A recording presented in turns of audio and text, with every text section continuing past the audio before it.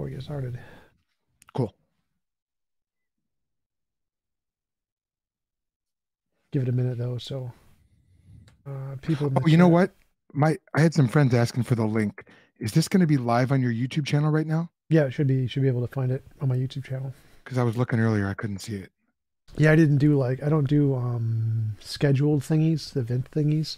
I I just go figured that. live and it just pops up. I'm too lazy for that. It's too much work.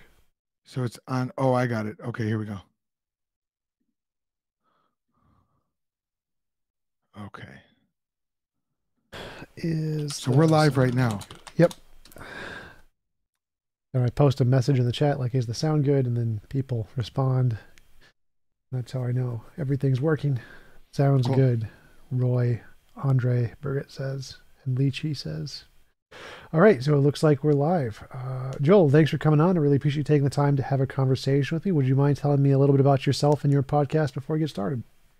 Sure. I'm a man whose life has been transformed by Jesus Christ and the grateful husband of Elisa, father of 4 kids. And we live in Illinois, where I run an organization called the Think Institute, which helps fathers lead their families in defending the truth of the Christian message. And I love talking to people about Jesus and about the Bible and finding out what they believe, hearing people's stories. And I run I have a podcast. Sorry, I'm just posting the link in my Facebook group. I run a podcast called the Think Podcast with Joel Settecase. Depending on which podcast catcher app you use, you're going to want to either search for Joel Settecase, my name, which is there on the screen, I think, or the Think Institute or the Think Podcast. Different, like Spotify finds it one way and Apple finds it another way. But I also have a YouTube channel if you just search for the Think Institute, where we have sometimes I'm interviewing a guest, a thinker, philosopher, pastor, theologian, or atheist. Other times we do debates. Other times it's me teaching on a particular subject or answering some apologetics or theological questions. Cool. Do you guys do any live debates, like in person on stage debates? Not yet, but Lord willing, at some point in the near future.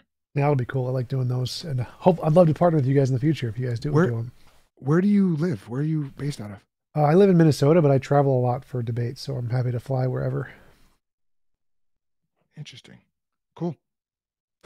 All right, so I am an atheist, by which I mean I believe that all of the arguments and evidence that theists typically use, everything's better explained by naturalism than theism. Could you tell me some of the reasons you think that theism is a good explanation or evidence that points towards theism? I'd like to tell you my position on those reasons and hear your thoughts on my position. Yeah, I believe in Christian theism because that's what the Bible teaches.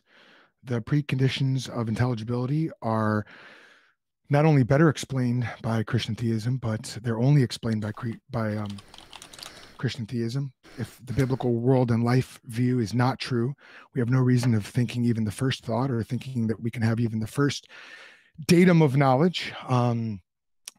Substituting ourselves in place of God's revelation won't do, because we have to presuppose logical syllogisms and inductive reasoning in order to and deductive reasoning in order to even begin with ourselves or to form any kind of conclusions about the world based on our incorrigible experience. I'm sure we'll talk more about that later. I believe that Christian theism is true because of my own personal experience and the way that reality is corroborated by the witness of Scripture. There are all sorts of other wonderful arguments rooted in logic and morality, science, intelligibility, meaning, purpose, fulfilled prophecy, textual criticism. But, I just would be interested to see where this conversation takes us. Sure. Okay. So starting with the preconditions of intelligibility. I don't have any presuppositions whatsoever. My worldview just starts with my experience. I experience. That doesn't presuppose anything. It's just a direct experience. And then I can create logic and math and all the other languages, formal languages, to describe that experience. And so you don't need to presuppose anything, because no matter what reality is like with or without a God, it's not possible for those things to be false. Like if there wasn't a God, it would still be true that 1 plus 1 equals 2 and that A equals A. And to say that you need to presuppose God would mean that somehow those could be false if God didn't exist, which would be impossible.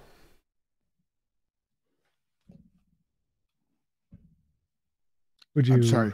Are you just looking for a response there, or? yeah. So my position is that the preconditions of intelligibility is reality exists. Those are the only preconditions of intelligibility, because you couldn't not have intelligibility. If God didn't exist, A would still equal A, 1 plus 1 would still equal 2. If there was no God, it wouldn't be possible for those things to not be true. So How do you know that? Or actually, what do you mean by that? When you say 1 plus 1 equals 2, what do you mean by that? the math, one object plus another object equals two objects. So the math, what is math? The language, it's a formal language. So Or is it not, a language? Does a language go ahead. require speakers or people or minds? Yeah, humans made it up. Okay, so they made it up. When did they make it up? I don't know. How do you know that they made it up if you don't know when they made it up? It's a formal language that's changed over time. Like we invented zero. I think if that was invented by the Mayans or something. So what about math in general? When did we make up math? Over the course of human history. Okay. So how do you know that? All of the evidence we have. Which which is what? What evidence is that? The history of mathematics as taught in college. Okay, so for example, You could take a college course, I guess. Like I just go to the Stanford Encyclopedia of Philosophy for math, and math is a formal language invented by people. okay, I'm asking you. You said that math is a language invented by people, but you don't know Yep. when that was invented or who invented it. I don't need to. It's like I don't need to know who painted the first painting either. I have to know paintings are made by man. Okay, well, we're not talking about paintings though. We are talking about math, which you Right. made a claim about. Yep. So what? So just if I understand correctly, what you've done is you've made a claim about math that it's a human language, Yeah, it's that literally a formal language made by humans. literally a Yes. formal language that we invented at some point, but you can't point to who invented it, I don't need to. when, It's like I don't need or to. what was the genesis of that? I don't need to. Like none of that's relevant. Like Why I'm is that? saying, I don't need to Why know is who that not made the relevant? first car to say humans made cars. I don't need to know who did it. I don't need to know when Well, they did it. you're assuming what's the similarity there between a car and language without presupposing that language is without without including your conclusion in your premises. What's the similarity between math and a car? The history of math and the history of cars is exactly the same in human history. Like literally, it's a language invented by humans at different point and changed. There have been Again, that's changes made and added. Like so that's I don't need to justify this. This is all known history. If you want to disagree with it, you can disagree with all philosophers and no every no mathematician. That's up to you. no I don't care. if you don't, yeah, well, you're appealing to authority or maybe some sort of argument from tradition. No, But it's what just I'm historical fact. Like this isn't really a thing you oh get an okay opinion on. It's just literally historical fact. Like oh there's no disagreement here on anyone in s- philosophy. Like yeah, math I is a see language invented by humans. So if I you see. want to dispute that, you can, but the Oh burden of no, I'm proof is not. on you. I haven't given my opinion yet. I'm just asking you for yours. I'm trying to figure out what your view is based on. So uh, I'm going to probably do that a lot, Tom. As we're talking, I'm going to ask you to substantiate what you're, if you make claims, I'm going to ask and expect that you can substantiate them. Sure, that's perfectly And fair if you unless can't, it's that's common totally knowledge. fine. I can accept that. You just say, I don't know. I believe this. I don't have any evidence for it. Other people believe it and they're smarter than me, so I just kind of go with them. And that's No, fine. no. Well, it's not quite the same. Like as I said, I don't need to know who invented math or who invented the first painting or who invented the first car You just take it by faith. to know it's invented by humans. Common Yep. facts and knowledge. Like I don't need to know them all. If it's a common fact and knowledge, if you dispute it, that would be a problem with your worldview, not mine. Yeah, again, I haven't disputed it. Right. So like asking mundane questions like who is the first person who invented a car is just irrelevant to any argument. My position Oh, I didn't stands. ask that. Well, Did I no. ask that? Wait. So asking who invented the first anything or me knowing random facts about a field is completely irrelevant to the point being made. So that doesn't substantiate it or unsubstantiate anything. It's just a relevant red herring. It's called a red herring fallacy. So I don't need to provide basic mundane facts. If you want, you can ask the philosophers and mathematicians who do have that information, but it doesn't in any way have anything to do with the point I made. So the point I made was that it doesn't matter. You don't need to presuppose God because reality can't not be reality. A can't not be A. 1 plus 1 can't not be 2, even if there isn't a God. So if you want to say that you need to presuppose God to have those things, to have the preconditions for intelligibility, A equals A, 1 plus 1 equals 2, then you would need to show some possible way for those to be false if there wasn't a God, which I don't think there is. So let's before we move on to that, let's get back to math really quick because you made the assertion that math is a language. Yeah, as stated by every single and philosopher and mathematician in what the is entire field. So that's a hold on mundane a second, fact. If Tom. you What want, is math referring to? What is the language of math referring to? well, math is referring to the language, which is No, when math. we use mathematical terms, what are those terms and what is the reference? Reality. They refer to reality. They describe reality. Most, not always. You can make math that doesn't describe reality, like F equals ma times 37. Yeah, or imaginary numbers, sure. Sure. Well, Um, imaginary numbers do refer to reality because they're vectors. But okay, so the um, the your idea that math is a language invented by human beings to describe reality, yep. to describe reality, so you're a realist. There is an external reality Yes. to which math corresponds. Yes. Okay. Well, I mean, Okay. it could also correspond to your internal reality. Like I imagine one unicorn and another unicorn, so you could refer to either one, even if there's an external world or not. It makes no difference. Math would still work. So even if it was all idealist, it was only or solipsistic, math would still work. So it doesn't matter what reality is like, and you don't need to presuppose an external world. Math is still going to be math, and logic is still going to be logic. So that makes no difference to my argument whether or not there is an external world. Well, now, why do you think that it makes no argument? Are you presupposing that there's a correspondence between the math in your mind and the way that external reality works? No. So it makes no difference the way reality is. Like if every single one of my conceptions is wrong, like if it's all imaginary, like if the solipsism is true and my mind is the only mind, then math still works. A equals A is still true. Reality is In still your mind, reality. though, right? No, this is objectively. There's no way for reality to not be this way. Reality can't not be reality. Whether there's a God, whether there's no God, whether it's idealist, whether it's solipsistic or dualistic or materialistic, no matter the way reality is, it can never not be reality. A can never not be A. 1 plus 1 can never not be 2. So it doesn't matter what way reality could be, we're always going to have the intelligibility or the preconditions of intelligibility through logic and math. Doesn't matter what kind it is, whether it's So external or internal. so if I understand you correctly, you're drawing on a principle that you find in your own mind that you can't imagine 1 plus 1 not equaling 2, and from that you're drawing inferences about reality as such, which we can come back to what reality is or what you believe about it. But based on that, what you view to be an incorrigible, indefeatable idea that 1 plus 1 is 2 in your mind, you're drawing inferences that it therefore must always equal 2, or whatever other principles of math you find in your own mind must also obtain in every other mind and in the world or reality, as you call it, such as it is. So you're drawing, is that correct? Sort of. You're So drawing that I'm starting principle with out, making it normative. I'm starting with I exist. So I exist. I can't believe I exist and be wrong. And from that I can get logic, and from that I can get math. So math is a little bit further down the line, but the incorrigible thing is the I can't believe I exist and be wrong. That's the incorrigible thing that I build the other things off of. So but again, just to be clear, because I really want to understand your viewpoint, where you're coming from. The idea of math that you have in your mind, you are extrapolating that out and saying it must be such, not only for my own mind, but for any other aspects or elements of reality that actually obtain. Yes? Sort of. I mean, it applies to reality, yeah, objectively, independent of my opinion. Okay. What is the principle that makes what goes on in your own thinking normative or necessarily descriptive for all of reality? Because I can't believe I exist and be wrong.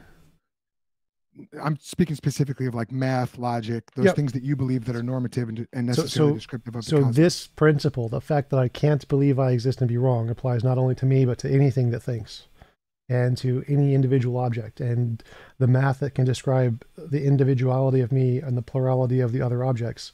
So this one principle does describe the normative thing that applies to all of them. So the fact that I can't believe I exist and be wrong gives us a principle which applies normatively to everything. Wow. Okay. So I just want our viewers to just understand what's going on. If I understand you correctly, based on the conceptions that you have in your mind, and you've already granted solipsism is possible. Anything's possible. Well, not anything, but it's not. I mean, I would say not anything, but Well, yeah, not like a square circle or whatever, but generally. well, right. It's a violation of the laws of logic. I believe that. I'm also a Christian. I have a good reason for believing that. But you're just so that everyone watching can understand what you're saying is you find a conception in your own mind, and based on the idea that you're making the jump, pardon the pun, from your incorrigible first person qualia experience, and you're saying that your own existence is self-evidently true to yours, maybe self-authenticating, we might say, and therefore you find other principles in your mind. That therefore is a leap in and of itself, but therefore the principles that you find operative in your own mind, mathematics, logic, because your own existence you find to be irrefutable, therefore the principles in your mind are necessarily true, necessarily descriptive, normative for all of reality such as it is. So I just want no, I can prove viewers all of that because I can't think I exist and be wrong. If you can show some way I can think I exist and be wrong, then what you're saying would be relevant. But until then, it's proof. It's QED, philosophical, logical proof. Not even God could refute this kind of proof. I can't think I exist and be wrong kind of a proof. Yeah. So again, what we need to do, Tom, is we need to compare worldviews. I'm not examining the biblical world and life view right now. What I'm trying to do is to understand how you, given your non-Christian presuppositions, make that leap across the chasm of the distinction between your own mind and whatever other reality exists, and therefore try to impose the concept in your mind upon all reality. Would you agree that's what you're doing? Well, I have no presuppositions. There are zero presuppositions in my worldview, but I mean, I think that's sort of true. So yeah, I have an idea, like I think, therefore I am, I exist. Mm-hmm. And from that I can derive math and logic. And from math and logic, I apply that to things I experience. Well, and I conclude those things are external to me for other evidential reasons. But so you just said you had no presuppositions. Correct. Would you like to walk that back now that you just said that? No, I have zero presuppositions. My worldview starts with direct experience, and that's it. So there's no presupposition there. Well, except for the presupposition that there's a correspondence between your mind and reality. Nope, that's not there's no presupposition there. So I have an experience. Oh. There's no assumption there that it corresponds to reality. I just have an experience. That's the full starting point. So then would you like to walk? I'm sorry, go ahead. So it says I have an experience, and then I can't believe I exist and be wrong. Therefore, now I have math and logic. I can build those off of that principle. And it doesn't matter if what I'm experiencing describes reality or it's just an illusion in my brain, which would still in a way describe reality because it's my illusion is going to also be in a reality.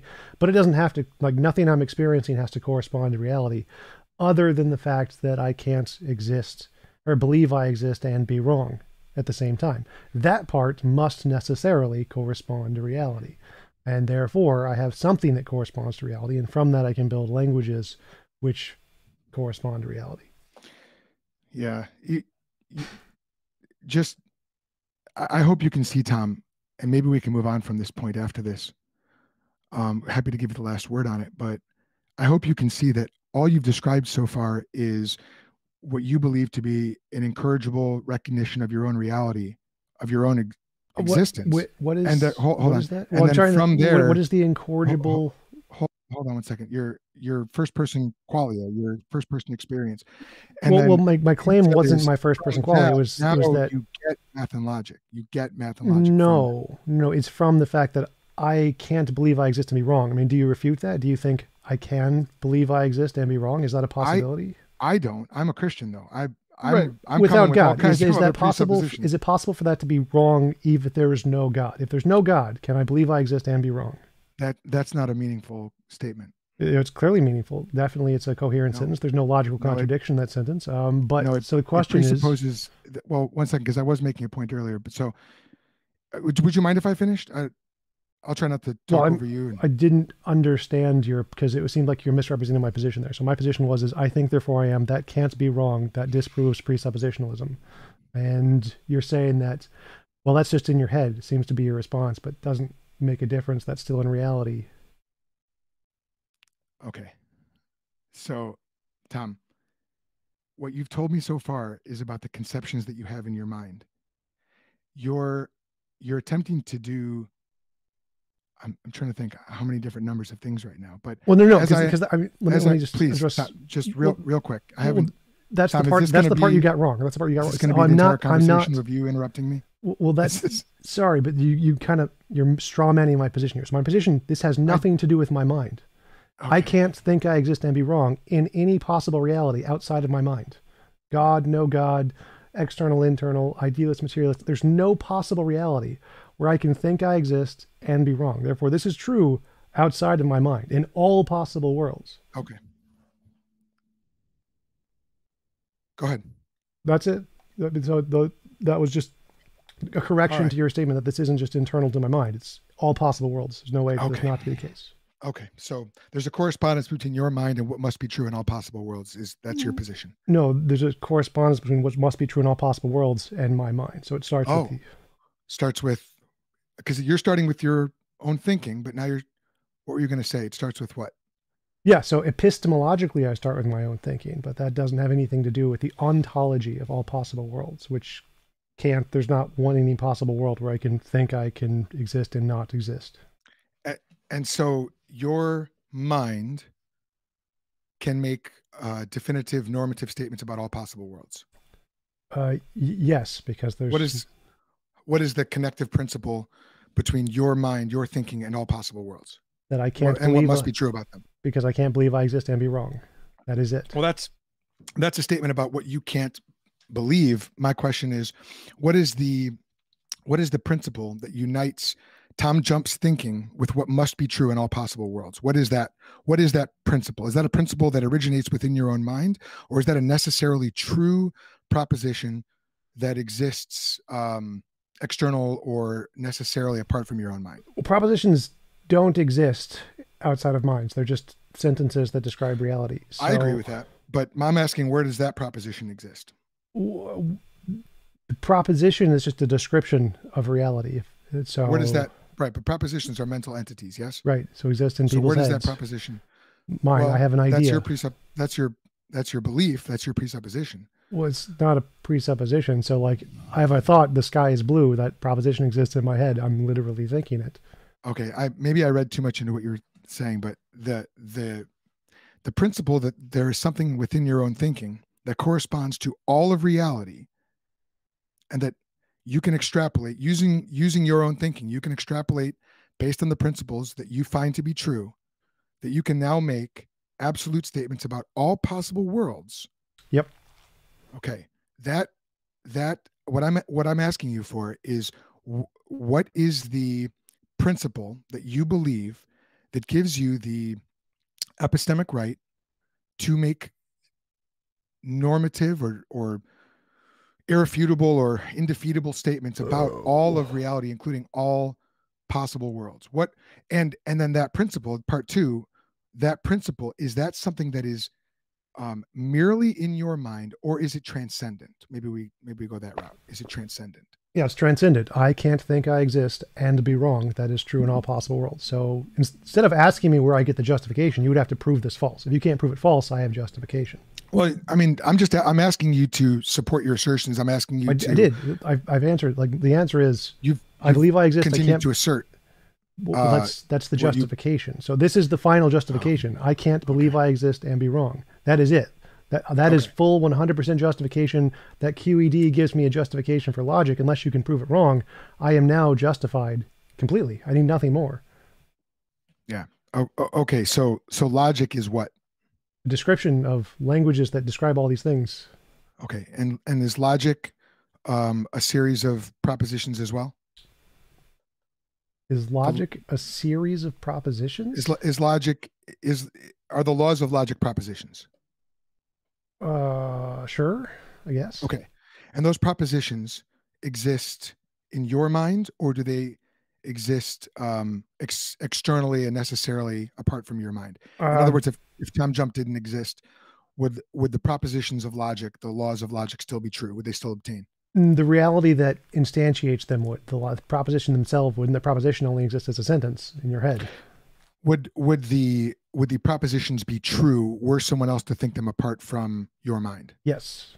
Okay, so they're referring to a reality. There's a correspondence between the way reality actually is necessarily and the propositions not only that you have in your mind, but the propositions that I have in my mind, provided I'm thinking logically, which is perhaps not always the case. Um, and so there are true propositions that exist as mental entities necessarily and independently of any human mind thinking them. No. They would always be true. They would always be true were they to be asserted apart from any human mind, correct? No. So it's like logic is exactly like the word tree. The word tree describes a thing. There's a tree outside, but the word tree doesn't exist anywhere. It's not objective. There's no transcendence to the word tree. The thing it's referring to exists objectively. So logic, A equals A, refers to reality. So reality exists objectively, but the proposition A equals A doesn't exist anywhere. It's just a sentence like tree or the sky is Well, blue. it exists in your mind, though, yes. As a sentence like tree or the sky is blue. Okay. So according to your position then, Tom, what and I'm really trying to drill down on this. I'm sorry if it seems redundant, but um I'm I'm hearing you say you have this principle in your mind about the way that you have experienced the world, reality as you put it, and the way that you currently experience it, given self-reflection or reflection about what you perceive to be reality. And from that you're extrapolating not only to any hypothetical external world, but you're actually extrapolating that into the future as well, correct? So you believe that the laws of logic will continue to be true into the future, necessarily so. Right, because reality can't not be reality. Well, it can't, but reality can't not be reality. We probably need to drill down more on what reality is. But Everything that exists. okay, yeah, there's probably go a little deeper than that, but I've heard you explain that before, but I'd love to drill down on that more. But the question of reality can't not be reality in the future, and correct me if I'm wrong, what you're saying is in the future the laws of logic will always be true. Yes? Uh, sort of. I'm saying the laws of logic describe that fact. Reality can't not be reality. That's A equals A. Into the future. Yeah, there's no point when reality can't not be reality. Or won't be able to not be reality, as you put it. Correct? Sure. So you can say necessarily true truths about the future. Sure. You believe. Yeah, Okay. And how did you come by that knowledge? because I can't think I exist and be wrong. I can apply the same principle to that other sentence about the future. Reality can't not be reality in the same way I can't think I exist and not exist. Could you flesh that out for me? I'm not seeing that. Okay, so I think I exist and I can't not exist at the same time. Reality can't be reality and not reality at the same time in the exact same way that I can't think I exist and not exist. What's the what's what's the similarity between Logic. the statements? No, no, real quick. What's the similarity between your statement that you thinking that you exist necessitates your own existence and your statement that reality can't not be reality into the future? Connect that dot for me. I'm sorry. I'm not seeing that.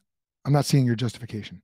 Okay, so I can't think I exist and not exist, so I can't be me and not be me. Reality can't be Oh, itself and not be itself in the same way that I can't be me and not be myself. okay. So based on what you find to be true about yourself, you, what is so I'm premise one, I, Tom Jump, think that I think, therefore I exist. premise 2 blank, premise 3, the future will always continue to adhere to the laws of logic. What's that second principle? What is that? What's that premise? I'm missing something. What is your, really spell it out? Reality can't under any conditions not be reality, which includes time. Therefore, in all points in time in the future and past, reality cannot be reality. Cannot not be reality. That's your conclusion. Well, that's a full argument. So premise 1, nothing can make reality not reality. Time is a thing. Time changing cannot make reality not reality. Those are the three premises. Okay. 2 premises and the conclusion. Got it. Okay. So nothing can make, thank you. I appreciate you fleshing that out. This is an interesting idea. Nothing can make reality not reality. And that is substantiated how? How is that based on, because blank, nothing can make reality not reality? Because it would be a logical contradiction? Okay, because it would be a logical contradiction. Yeah. So presupposing, you said you have no presupposition. Nope, there's no presupposition here. So remember, so I start with, I think, therefore I am. So I think, therefore I am. I exist, I can't not exist. From that, I build logic. Well, even that. Wait. So from that, I build logic, and then I can apply logic to reality. Oh, so it's not a presupposition there. I'm still starting with my experience, build logic off my experience, then use logic to describe reality. Okay, so you do have a faith in logic. You just logic isn't necessarily true truth. You just well, I don't have faith, but okay, yeah. But you well, do I have faith that I think I exist and can't exist, or don't exist? Like, can I? Is that's fine. faith? If you don't want to use the word faith, I'm okay with that. Okay. That's fine. Belief, trust. Well, we can go for half hour. I'd kind of like to ask you some questions now, if you don't mind. Sure, yeah. So doing the comparing worldviews thing. So my worldview starts with I think, therefore I am. That's pretty irrefutable. That's a very solid grounds. How does your worldview compare to that? So does yours have a grounds that can come anywhere near as close to as justified as that position? I think, and I exist. Therefore, like I think, therefore I can't not exist. Well, that I believe that as well. I believe that my thinking is irrefutable evidence that I exist. Sure, of course I believe that I exist. But my own mind is not the ground for any of my other beliefs. My belief in the truths of the laws of logic is not grounded in my own mind. And I think this is where you run into trouble. I don't know if you've seen that. I hope you have. But well, no, because mine's grounded in reality and I'm just a part of reality. So yeah, okay. So I'm sorry, I'm just trying to be dismissive. I just your concept of reality is, well, I would actually like to hear you articulate it. But well, yeah. So reality just means whatever exists. So I don't actually make any assumptions about what exists or what doesn't here. I don't need to. For my argument, it's just the only thing I know that exists is myself, and everything else is up for grabs. But the point is that you don't need to presuppose God at all to ground the preconditions of intelligibility. All I need to know is reality exists, and whatever form that takes, I now have the preconditions of intelligibility. Yeah, Tom, I know you wanted to ask me some questions here, but I hope at least our viewers, if you can't see it, I hope your viewers can see all the presuppositions that are going into what you're saying. I mean, even the very fact that you're communicating using language, it presupposes that words will mean the same thing in 5 seconds from now as they meant 5 seconds previously. It assumes that there's... Well, none of those are presuppositions. Real quick, Tom. Yeah, I know you say you don't make presuppositions, but all of your statements so far have to a person who's able to spot them, they've been full of presuppositions. What is a presupposition? Coherence, it's a belief that you start with prior to any other inquiry or anything else. Right. So when I make a sentence... Quick, Tom, let me finish that point. If you please. Do you mind if I finish before you jump in? Yep. Okay. So I hope that people can see, even if you can't, and I hope someday that you will come to see it, is that the belief that reality will always be reality, you're presupposing the law of identity, which is an invariant, immaterial, unchanging, universal, objective, knowable mental entity that is true, irrespective, and totally independent of human minds. You're presupposing the intelligibility of language. You're presupposing that your mind and my mind correspond in some way, that language is sufficient, even necessary means of communicating ideas from one mind to the other. You're presupposing that there is real reality, and these are things that you take for granted. That is even your statement that reality is reality. Um, that is that is something you take for granted. Those are presuppositions. Now, I understand you don't like to use the term presuppositions. I would say humbly, it's not something you need to be afraid of saying. We all have presuppositions. We all No, we have a don't. worldview. Okay. But I hope your viewers can see that even if you can't, again, Tom. Well, this has already been debunked. Like we people who are educated in philosophy know that that's false. It's an appeal to authority, but no, appeal to authority is only fallacious when they're not actual authority. So it's not actually an appeal to authority in that case. So first, you got presuppositions wrong. Presuppositions are things you assume are true before an argument begins, not before you believe anything else. And all the things you listed, none of those were presuppositions. Like, as I said, I ground logic and math and language from my experience. So these are not things I presuppose. These are things I come up with after the fact of my experience. So they're not presuppositions. I'm not starting with these things. Now, obviously, now I'm speaking in English, so I'm presupposing you understand English. That's technically something I start with before the argument, but that's not something I need for my justification of knowledge. So me communicating to you, none of our correspondence or our language or our ability to communicate, none of those are presuppositions in an argument at all. None of them have anything to do with my position. It's just something I'm presupposing for the sake of the argument, but none of them in any way affect my justification on reality. So what you said there was a straw man. None of it makes any difference to my argument. Secondly, I don't presuppose, like when you said, I presuppose reality is real, like that is an incoherent statement. That's literally an incoherent statement. Okay. How can you presuppose there's a non-real, how can you suppose there is a non-real reality? Like, I don't presuppose that. I don't posit that. Well, you have to. So if you're claiming that I'm presupposing reality is real, that means you have to hold the possibility there is a non-real reality. No, I don't. You have to. Like if you're claiming, flesh that out for me. How so? Right. So if you're claiming I am presupposing that reality is real, that means that there has to be some possibility reality isn't real, or there's a non-real reality. Why is that? Why would you? Because I'm not seeing the. Because it wouldn't be a presupposition otherwise. If it's a necessary truth, it can't be a presupposition. Well, based on what? What's the rule there? Where do you get that rule from? Because I don't believe that. Is that something that you believe? No, it's just a fact of necessary truths. It's like presupposing there is not a round square or something, like, or not presupposing there is not a married bachelor. Like, you don't presuppose there's a married bachelor. They literally mean contradictory things. So you can't, like if your mind can't conceive of it, then it can't be a presupposition of not the thing.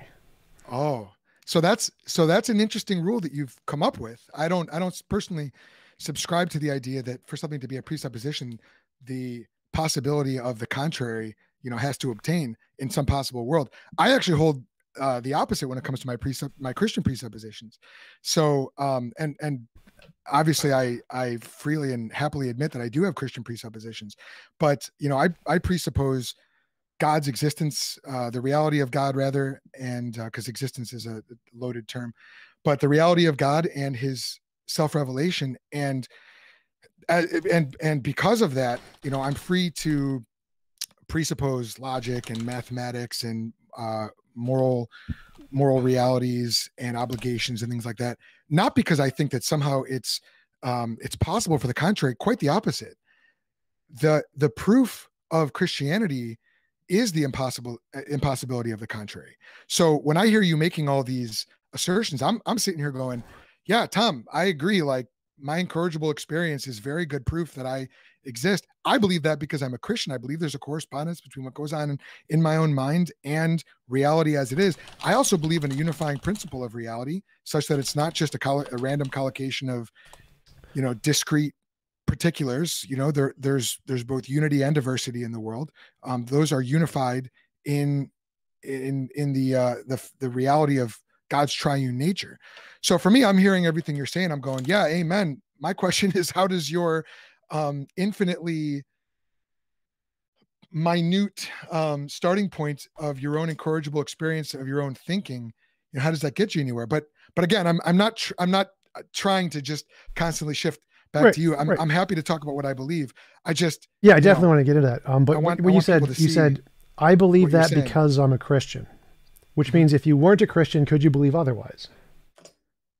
I could believe all kinds of false things. If I could be a non-Christian like you, and I could believe all kinds of contradictory things. No, I No mean, offense, but yeah, of course, sure. so if My you were, mind is not the standard of truth. so if you were a non-Christian, could you think you exist and be wrong? If God didn't No, because exist, could you Christianity think? is true. This is the thing.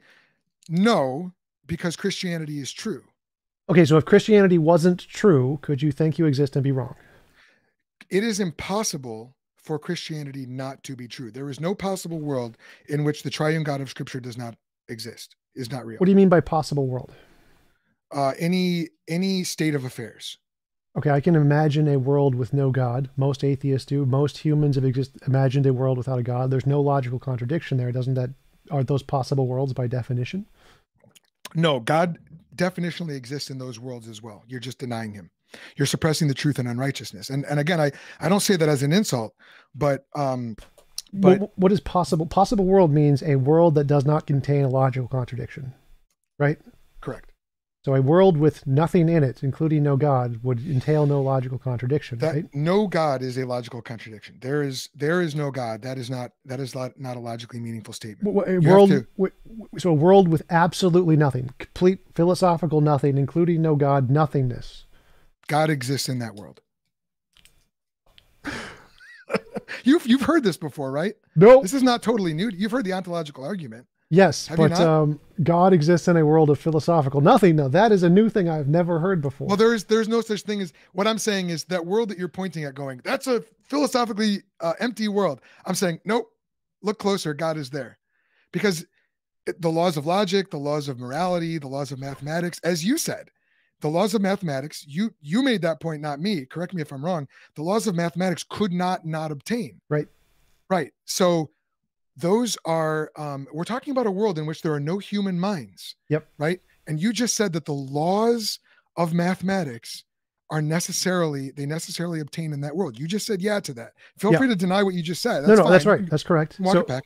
Okay. But so I'm not laws being what they are, you believe that laws can't exist outside human minds. Right. I'm saying laws are or outside minds. I think I get what you're saying. So let me see if I imagine. Real quick, let me bring that point. Let me put a bow on. All right. If you don't mind. If you don't mind. Yeah. So in that world in which you just said philosophical nothingness obtains, you just admitted that logic and math. Correct me if I'm wrong, but you said math. I would assume you mean logic, because logic as well, because math is downstream from logic. I think, according to your view. I don't want to misrepresent you. Almost. But in that, but yeah.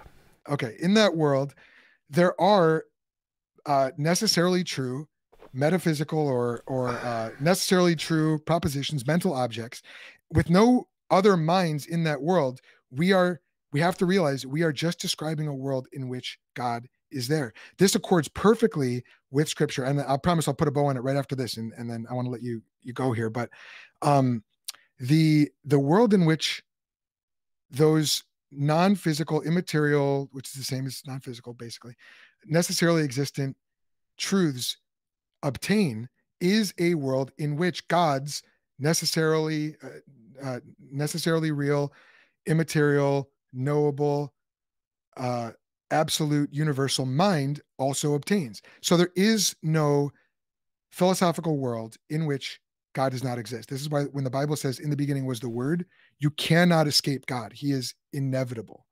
Okay, so imagine there's a planet on Alpha Centauri with trees. Are there any humans on Alpha Centauri? No, right? Because humans are here. As far as we know, yeah.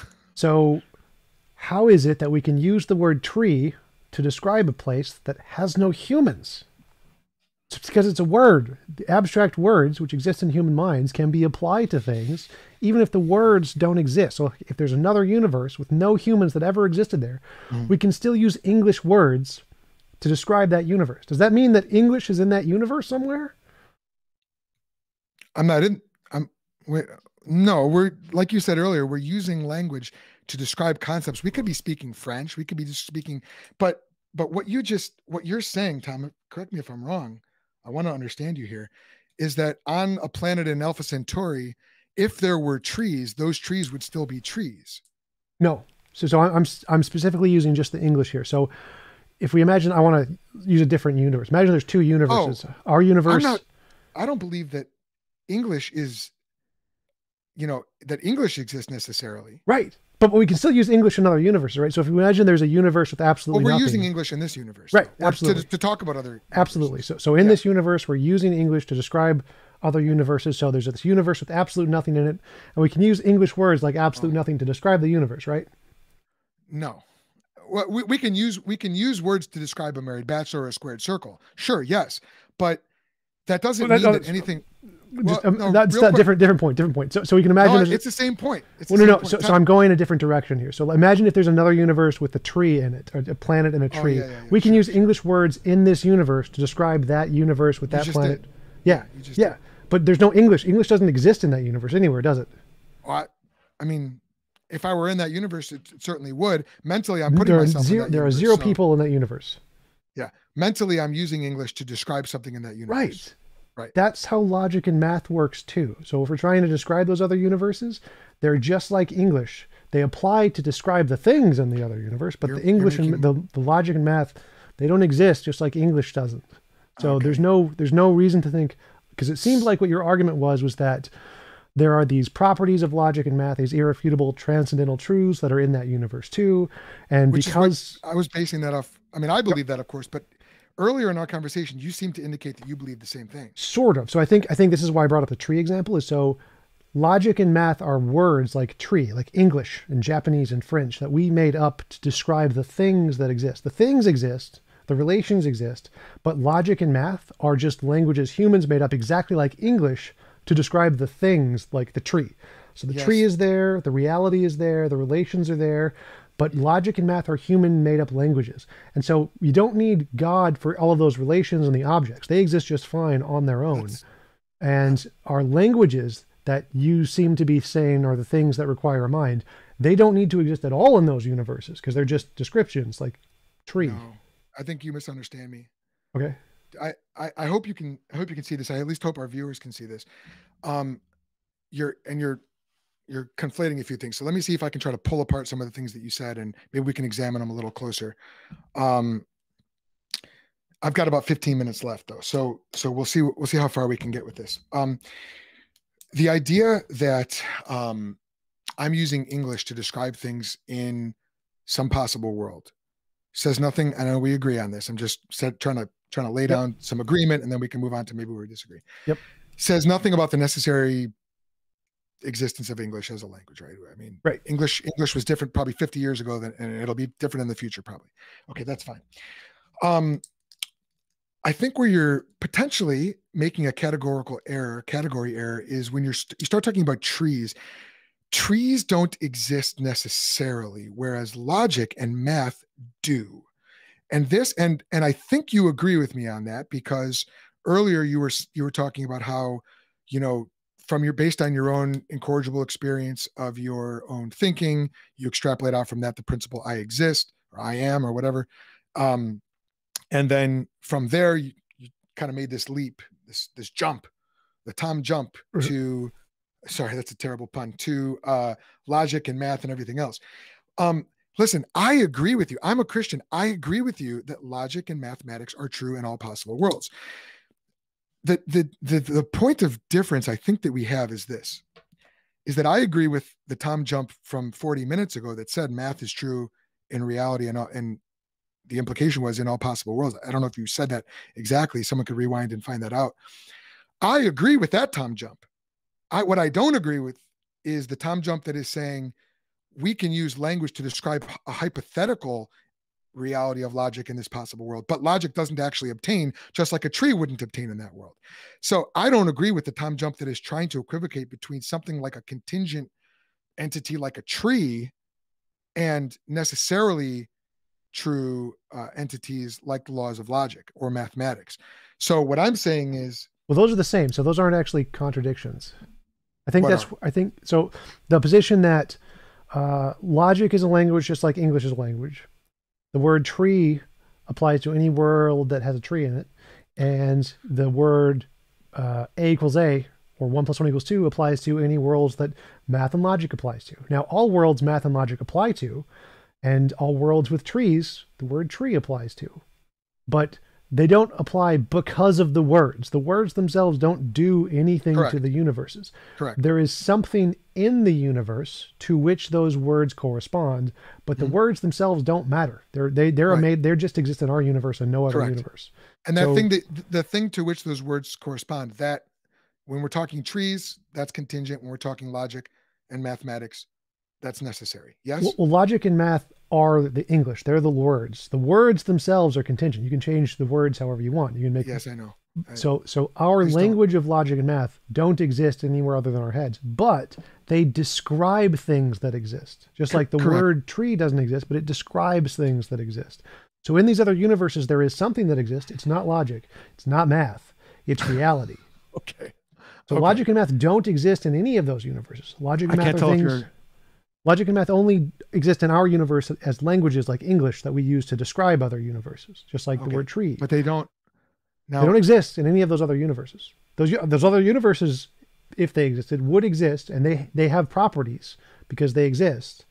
Logic and math isn't one of those properties. Logic and math is just things we use to describe those properties. Hmm, So we don't need a mind That's to ground those things. Those are that's just an interesting idea.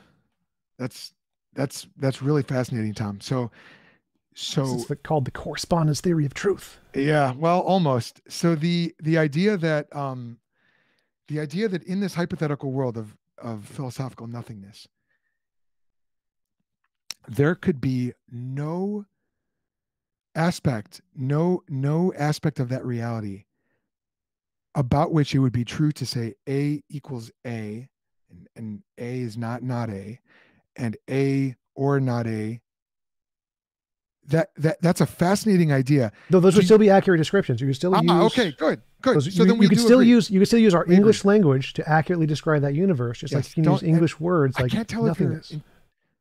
I'm sorry. Go ahead. I cut you off. Well, so that this applies to all possible universes. All of our language, our made-up words like logic and math, describe all realities, not because they're in all realities. They're just words that abstractly apply to all the different ones. Like if I called up the word reality, that would apply to all the different worlds. Or universe, that would apply to all the different worlds. Okay. None of these words are in any of those worlds. They're just abstract enough to apply to all of them.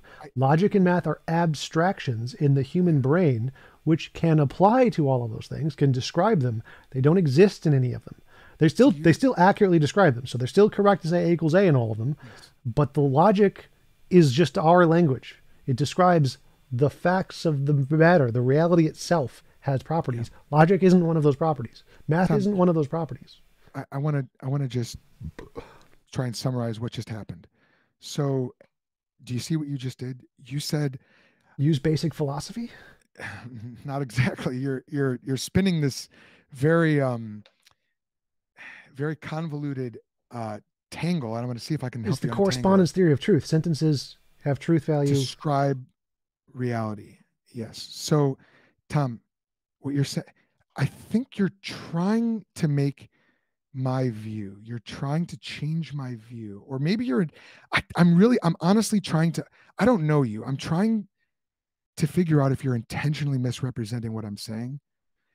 Do you actually believe, real quick, do you actually believe that I'm saying that the English language used to describe the metaphysical reality of logic necessarily exists in all possible worlds? Sort of. So it seems like you're saying that some kind of transcendental conceptual truth itself exists in the other universe, which is the language. That's just a part of language. That the conceptual truth doesn't exist anywhere. Truth is a property of language. Sentences. The reality exists, and we can create sentences to describe the reality, but the sentences, the logic, the math, all of those conceptual relations, those are only descriptions of the reality. They're not the reality itself. Okay. So I thank you for explaining that. I see a difference in our view, and I hope you'll come around to see my point of view here. The laws of logic and mathematics. I agree with the TJump earlier in this conversation. I'm not all of the TJumps agree here. This is just correspondence theory of truth. They both agree here. Okay. I beg to differ because you said earlier something about how it's impossible for reality not to be reality. Yep. You made a normative statement. That's not just a descriptive statement. That's a normative statement. Normative is should. Normative is a should statement. So that there's not a should there. Well, the laws of logic are both descriptive and normative. Well, Do you agree? normative is a should statement. So like the logic is normative in the fact that you should think this because of this. It's not there's like the universe. You're not telling the universe it should be this way. Like no, normativity applies to humans, not to other universes. Right. And yet the universe remains consistent, remains reliable, remains faithful, which accords with my worldview, almost as if, Tom, almost as if, now hear me on this, there's an abstract or immaterial, universal, absolute mind holding the universe together by the power of his word. Right, and So, that's the part you don't need. So like if a no, no, particle, no, wait, real quick, real quick. So, the idea that you put forward earlier that something is impossible, it must never be, it could never be, it will never be, that accords with my worldview because that accords with the Logos, Jesus Christ, holding the universe together. In him, all things consist. well, it doesn't. That That's the problem. That doesn't make any sense. well, So it it's like if does. I said Yeah, it there's a does. tree there or a particle or whatever, and you're saying that there's this mind holding all things together. That means that if there wasn't a mind, somehow the particle would stop existing. It would stop being a particle or something like that. No, That's it would. Yeah, it would cease to exist. Correct. well, that's incoherent. That's the problem here. Is that there's no evidence that minds can do anything like this. Your argument is synonymous with saying that What is the reason evidence? there are trees in Alpha Centauri is because the English guy who invented, let's call him Bob.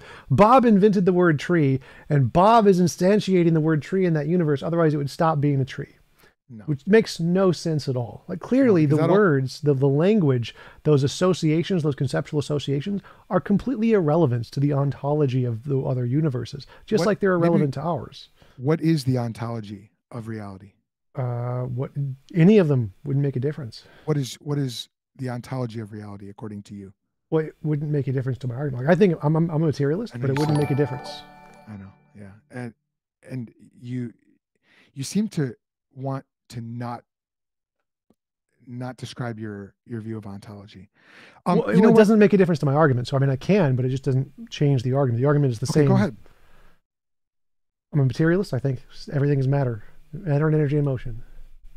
Okay. And what is matter? What is matter? Mhm. I have no idea. I just know our epistemic means to describe it and interact with it. It's energy. Energy. What is energy? I don't know. So it's just stuff. So everything is just stuff, or everything just Technically, is what. yes. Technically, everything is stuff. Okay. What keeps that stuff stuff? What makes that stuff stuff from one moment to the next? Well, it can't not be. There's nothing making it be. Like what keeps God is God. Well, it's just His nature, right? So the same thing would apply to everything. What keeps reality is reality. It's reality. There's nothing Okay. holding it there. I mean, So that would that be well. It would be an infinite regress argument if you're saying that in order for stuff to keep being stuff, it needs to have a God to hold it in place. Well, then why is the God the God? Well, there needs to be don't some even greater God holding it in place. is that are you really making that argument? Yeah, because it's actually a legitimate argument. So if you're claiming that what is Okay. holding stuff together, if stuff needs some justification to hold it together, well, then whatever is holding it together would need some justification for why it's holding it together. And if it doesn't, then whatever justification you use to say that this God thingy doesn't need something to hold it together Hmm. would apply directly to the stuff. And you So can in omit the God because it's simpler. okay, so again going back to worldview comparison, within the biblical Christian worldview, the most fundamental difference, the line running down reality, demarcating one kind of reality from another kind, is the creation creator distinction. And so Do you have any evidence that there is such a thing? evidence presupposes God. Remember, we're entering into the biblical worldview adopted for the sake of argument, and I'm we can talk about that, but don't try and throw me off because I am going somewhere with this. Okay. So the Creator distinction.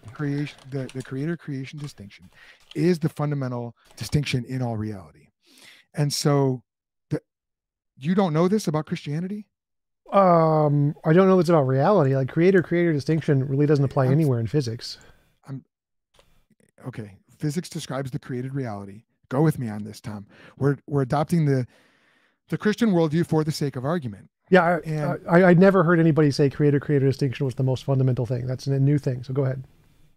in the Christian worldview, you've never heard this? You've never No one's ever said the creator creation distinction was the most fundamental thing. That's I've never heard that. that dumbfounds me. Have you not interacted with any of Cornelius Van Til's work or any Uh, presuppositionalists ever? I've talked with You many have. I know you have. I've presuppositionalists. seen Yeah, some of your they've never said the creator-creator distinction was the most fundamental thing. That I have never creator heard. creation distinction. Yes. The in other words, there's two kinds of reality. Don't I'm kind of I'm sorry. I'm not trying to be I'm not trying to be affected here. I'm just saying that's very surprising to me. Yes, the fundamental difference between all reality is um, there's God and then there's creation. So within, man, you succeeded in throwing me off. Where was I going with that? You said there was The this one line, and the creator-creator distinction, the Yeah, most fundamental thing.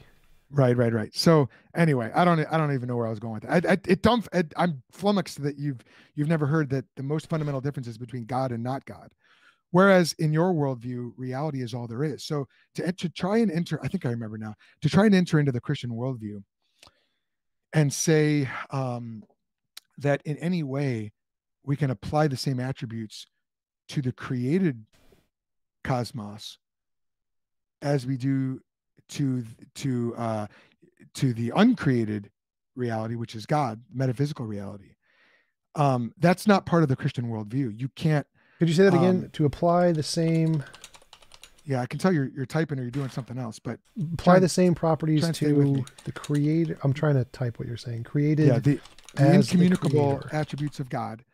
Um, Incommunicable meaning, so there are some attributes of God that we share, at least analogously: love, thought, things like that, logic, the ability to do mathematics. Um, but there are incommunicable attributes as well. So in the Christian worldview, God exists necessarily. Reality is contingent. For you to, so there's no logical contradiction there. And to say, to ask for evidence within the biblical worldview presupposes all of the preconditions of intelligibility that make evidence a meaningful concept. As a materialist, you don't have those preconditions, and so evidence cannot be a meaningful concept unless you can demonstrate how um, how there are immaterial necessarily true propositions that are just grounded in the material. I mean, grounded in stuff. Yeah, exactly. So That's what I did. So yeah, I okay. can't believe I exist and Um, be wrong. It gives me all of that. okay. Uh, I'm going to have to disagree with you on that. I think you've asserted it. I don't think you've even attempted to substantiate it, but it is 12 and I need to run. Yep. Great having you on. Love to have you on and chat again sometime. And I will let you go if you want to give another shout out to your channel and where people can find you before you head out. I appreciate that. Yes, I'd love to. Yeah. And I've really enjoyed our conversation. Thank you. And thanks for respecting my time constraint as well. Enjoyed our conversation. So my YouTube channel is The Think Institute. You can find my podcast by searching for The Think Institute or The Think Podcast. And again, we help dads to lead their families in defending the truth of the Christian worldview. My name is Joel Settecase. All of my content, for the most part, can be found on the website, thethink.institute. Tom, thanks again. Appreciate it. Talk to you later. See you later. Bye. See ya.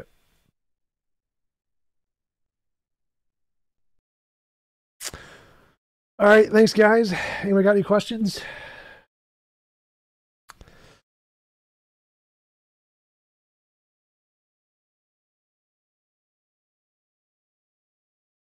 I'm going to hang out for a bit, for a bit, for a bit, for a bit, for.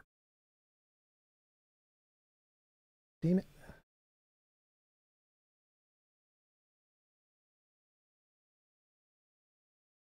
I get the wrong button there.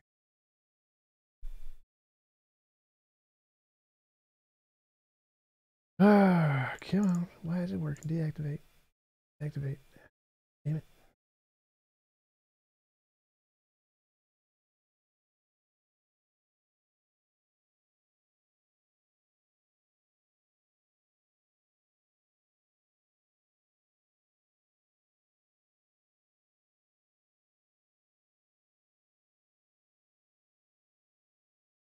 Black and white.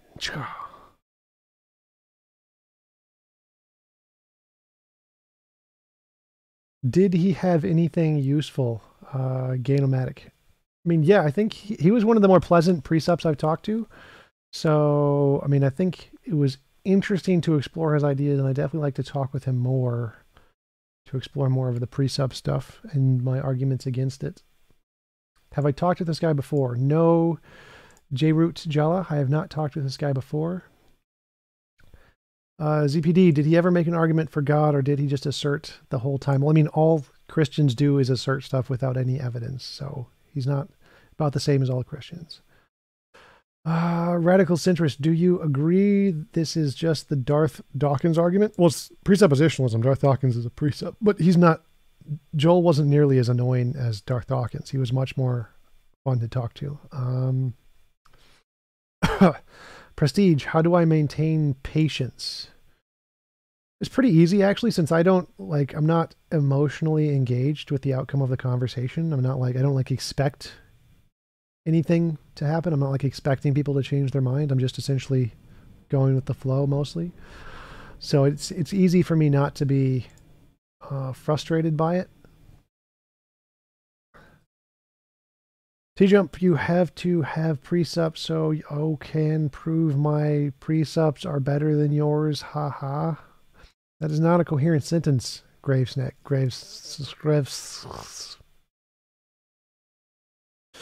Javier Jara, hi Tom, this is my preposition. I am right, you are wrong. Prove my assertion. You're welcome, atheist. Your mom. That's my answer. Your mom.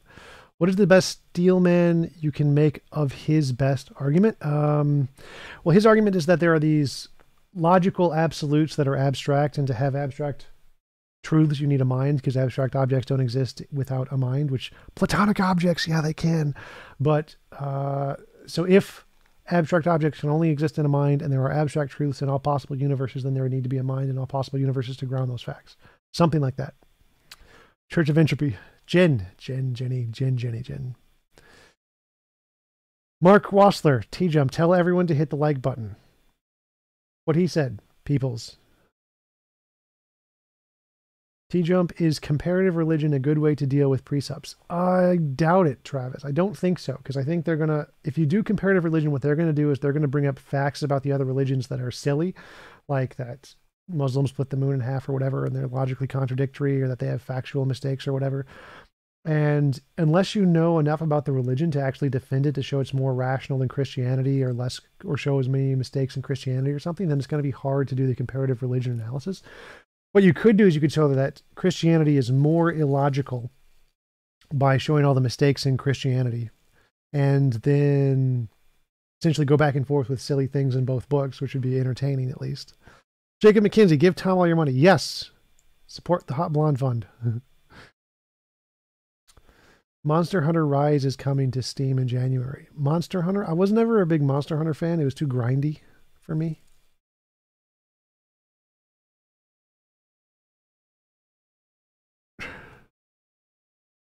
Doesn't matter that other religions are irrational. The point is that people who believe them and are gullible. Well, Travis, the point is that if you brought up the comparative religion analysis as an argument, then what they're going to do is they're going to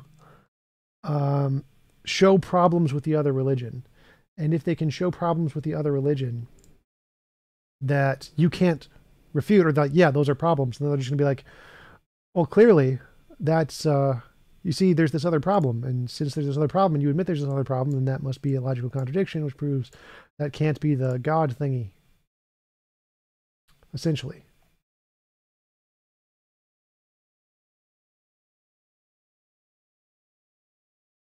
So it's a hard, if you're going to take that route, you would have to know enough about the other religions to try to defend them. How much do Hot Blondes cost? What's the fundraising goal? Hot Blondes cost about $500 a night, I would guess, is about the average. Fundraising goal is $1 million. But TJump, are you going to play the new Far Cry 6? Yes, I'm definitely going to get Far Cry 6. No, Jen, your onion tree does not count as a precept. It doesn't exist. TJump isn't platonic objects in platonic realm just another presupposition? Sort of, yeah. Like the like platonic objects, I don't think platonic objects exist, but it's just to say that the presuppositional argument is that these abstract objects can only exist in minds. Well, there's a logical possibility that they don't, which is platonic objects. Platonic objects are abstract objects that exist with no mind. And so that means that it's not the case that just because the platonic object, or just because abstract objects, even if we granted they existed in all possible worlds, wouldn't entail a mind existing in all possible worlds. TJump, will you take on Made by Jim Bob? I guess. If someone wants to set up a debate, pay me my $50. I don't even know who that is. TJump, you used the phrase no evidence. Christian apologists have been criticizing this as technically inaccurate, recently arguing that they do present evidence even if they're not convinced. Just questions. So I define evidence as that which can differentiate imagination from reality. What they present is arguments. Their arguments can't differentiate imagination from reality, so they don't count as evidence. They're using the Bayesian definition of evidence, and the Bayesian definition of evidence is super, super bad. Like in Bayesian epistemology, if you have a gold brick in your house, and you can say that, well, leprechauns like gold bricks, therefore this gold brick is evidence of leprechauns. That would be evidence in the Bayesian epistemology definition of evidence. Therefore, the Christian definition of evidence is just terrible. They count anything as evidence. Anything you can imagine doing anything would count as evidence. So they use such a diluted definition of evidence. It's not. It's definitely not. Evidence is that which can differentiate imagination from reality. If they don't provide that, it's not evidence, and they don't provide that. Therefore, they have no evidence, none whatsoever. Adam 2K, in your moral model, if morality is caused by an undiscovered law of nature, how would a rock falling on someone naturally be considered immoral? So something natural would provoke unnatural. So in my worldview, any imposition on will is immoral, involuntary imposition of will. So it doesn't matter what causes it. If a rock falls on you without your consent, that's immoral. The universe itself is immoral compared to a different universe where that wouldn't or couldn't happen. So a universe where rocks fall or could fall on people without their consent and break their legs is a more immoral universe than a universe that rocks can't fall on people without their consent.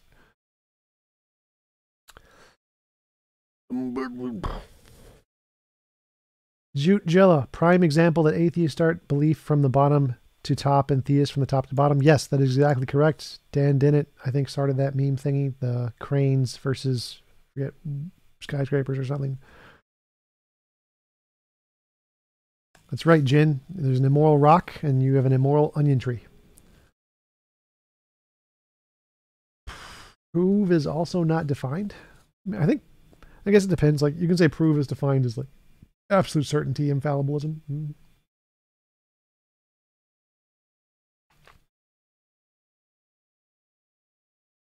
They are afraid of hell. If you try to change their minds, you are threatening them with eternal torture.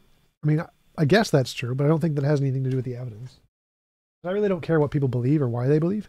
All I care about is like, do the evidence actually indicate the conclusion they're arguing for? And if so, then that's all I really care about. Whether or not it convinces them, I don't care if anybody's convinced. Like, it doesn't make a difference to me. I'm more interested in the arguments, kind of like a chess game. So Travis, so why you ask, why do people believe in religions that have logical contradictions? You could also talk to cargo cults.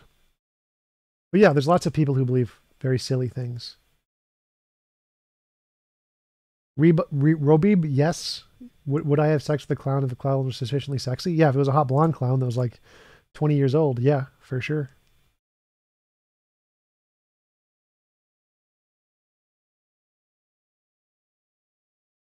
People are motivated by emotion. Yes, logic is actually also motivated by emotion. So if you don't have emotions, you can't do logic. I forget which study that was, that someone had the emotional centers in their brain damaged and they couldn't make any decisions at all. How is it God does not exist? Because there's actually nothing to fear. How is it God does not exist? Question mark. Because there is actually nothing to fear. I mean, if God existed, that would definitely be something to fear.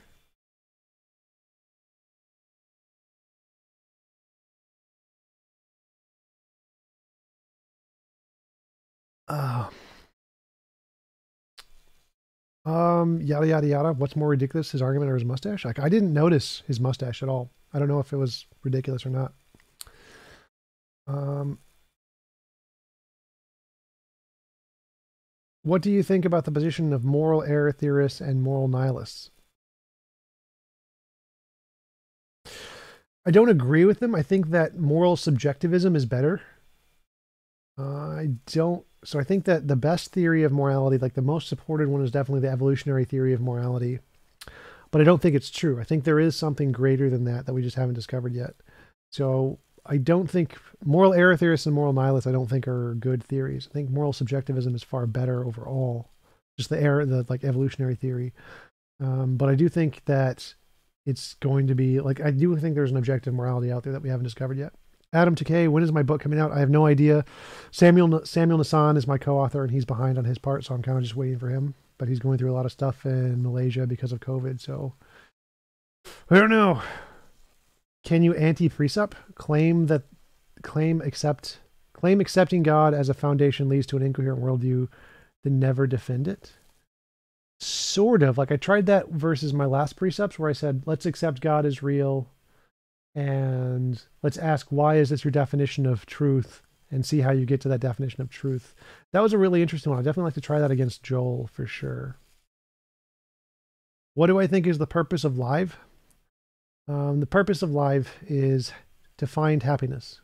I don't think reproduction is the purpose. I think like there are many people who are happy without reproducing. So I think happiness is more important than reproduction. Reproduction is a consequence of life because of evolution selects for survival. So the things that produce survival are more likely to survive. But I don't think that's the purpose of life. I think the purpose of consciousness is happiness. I don't think life has a purpose in and of itself. Because yeah, I think that was more of his question. What is the purpose of life? Like metabolism, organisms that live. Happiness is hardest to find. Not really. Like, I mean, I think happiness is only hard to find in the case that because there's limited resources. Crow Night Wolf, make sure you like and sub. Yeah. And monies. Give me monies, Hot Blonde Fun, super chats and stuff. Doesn't believing in objective morality that hasn't been discovered yet contradict the rule of not believing something until there's no evidence? Yes, it would, but I don't think that's not a principle. So I don't think it's not unreasonable to believe something with no evidence as long as you don't claim there's evidence. If you believe something there's no evidence for and you claim there's evidence, that's a problem. Like claiming there's a God and you say there's evidence of a God, I believe rationally. That's silly. If you just said I have faith and there's no evidence, that's perfectly fine. You can say I just believe God is a hypothesis, but I don't think there's any evidence. That would be perfectly reasonable. Or if you said I believe in fairies, even though I think there's no evidence, perfectly reasonable. So it's only unreasonable to believe in something with no evidence and then claim you have evidence, which is just objectively wrong. Like most pseudosciences, like homeopathy, dowsing, that kind of thing, claiming you can do stuff that you obviously demonstrably can't do. Jared, I think there's a mouse experiment that would discredit your hypothesis that happiness is somehow connected to abundance of resources. Well, there's a number of studies. That's not what I meant by that, but there's a number of studies that show money makes people happier up to a certain point once you get above the threshold of poverty and you can afford food and housing and all that stuff. So resources do amount to happiness. But what I mean by the limitation of resources is like you can't create your own universe and generate as many hot blondes or whatever as you want. If you could do that, if there was no limit on resources at all, of any kind of resources, then yeah, I don't think there'd be a limit of happiness as much. I think the reason people are limited on happiness is because there's a limited amount of food, a limited amount of games, a limited amount of activities, a limited amount of connections, a limited amount of time, a limited amount of health. I think all of those are the limits on resources I'm talking about. Happiness is difficult in the face of so much misery and suffering in others. One feels the guilt of comfort. Never felt that. Never once have I felt that. I would be a happy billionaire on my little throne and just sitting on all of the poor people and I wouldn't care at all. I don't think so, Jared. Like, I don't know how that would, like, we would add one extra law of physics, which is it is physically impossible to force anyone to do anything they don't consent to, and then give everyone their own universe, problem solved. That would make a perfectly moral universe. JG, that is false. I know they are what I really wanted because I got them and it cured my depression instantly. So it is exactly what I wanted and it's cured my depression, and I've had several months with no depression. So incorrect. Super chat. Take my money. You've earned it. And 70 at 70, I absolutely hate learning new shit. But I learn something every time I listen to you. Thanks, Charles. I appreciate it. I thought I think, and you mistyped 7. Pretty sure you're 7, not 70. 7 years old, correct?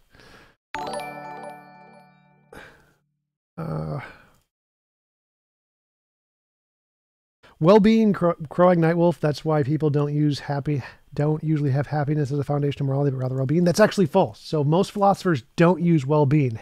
Well-being is so terribly defined, it could just be anything.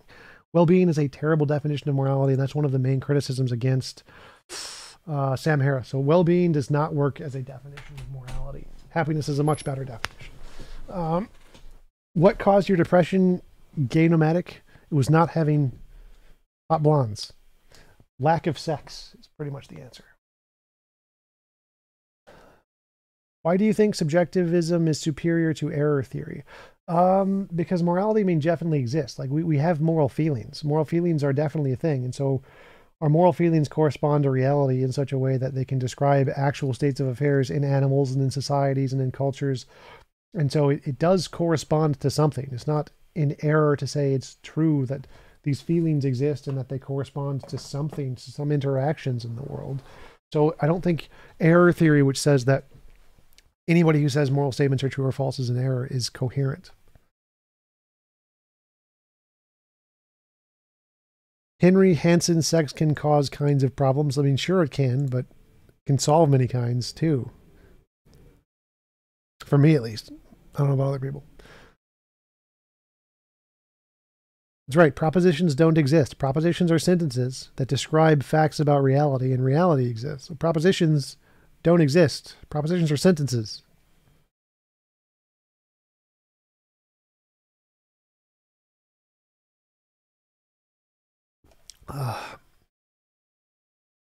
And you have salve? Many salve? Solve? Do intoxicants help? No. Alcohol and drugs make me feel worse all the time. They don't actually make me feel better. Why wouldn't it be coherent? What be coherent? People who speak and think about God are in error since God doesn't exist. There really is theistic language and people really are referring to God though. Well, yeah, because they refer to God as existing outside of space and time or whatever, which is false. If people use morality as an existing term for a certain kind of mental phenomenon that exists in cultures, then that's a true thing. So I don't think that, like, it would only be error if you referred to morality as an existing thing and it didn't exist outside of minds. But like moral subjectivism doesn't do that. Moral subjectivism says that morality does exist as feelings or correspondences to feelings in the brain, which is correct. It does. So it would be better than error theory because morality does exist as a certain kind of feelings and correspondence in the brain.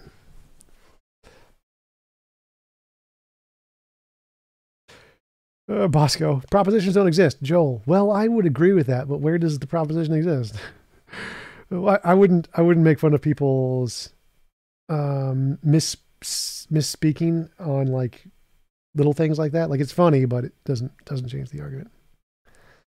How about morality is direct consensual conduct? I don't know what that means. Direct consensual conduct. Direct consensual conduct. No, I don't think so. I don't think conduct would be right. I don't think directly would be right either because it wouldn't have to be direct. So like, if somebody left their gate open in their backyard and you closed their gate without them knowing about it, but they wanted their gate closed, that would still be moral even though it was indirect, it was unconsensual. So I don't think direct or consensual would be, I think my version is better. So any involuntary imposition of will or voluntary assistance of will. If you disbelieve in morality, then you are not fostering virtue? Jen, that's gibberish. Just questions. TJump, appreciate the engagement and don't endorse error theory, but I do think it's coherent. Happy to discuss it. Well, I mean, it's coherent. Like, it's not incoherent in the fact that it's gibberish. Like, it literally logically makes sense what they're saying. Like, if you think morality, moral statements can be true, but they have nothing for them to correspond to, then it makes sense what error theory is saying. I just don't think it's correct. You make the prediction that in the future, AI or some alien civilization will conform to your theory. Is there something else that really sufficient for a theory to be considered falsifiable? Well, like falsifiable just means here's some fact you can find, which if my theory is right, this would prove it false. So yeah, I mean, if we found that there were sufficiently advanced technological species or evolved species that have enough resources and intelligence and don't conform to this morality or don't recognize it, then that would falsify my theory. Conforming to virtue is gibberish. What does it mean to conform to virtue? How do you conform to a verb? If you later found the person wanted their gate open, would you have... Yes, Bill. If you found that a person wanted their gate open, and you closed it without their consent, yes, that would be an immoral action. Correct. Croag Networth. Everything you say is gibberish. Well, screw you, man. I hate you. You're so mean, even though you're probably talking to Jen.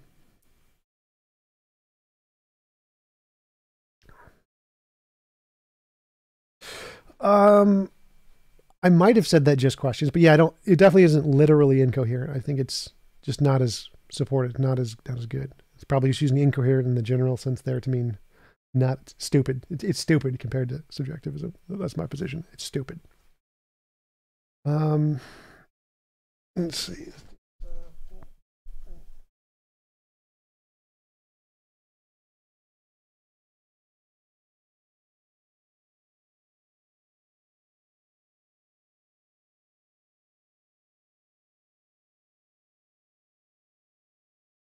Oh, got it to work. Nice. Nice.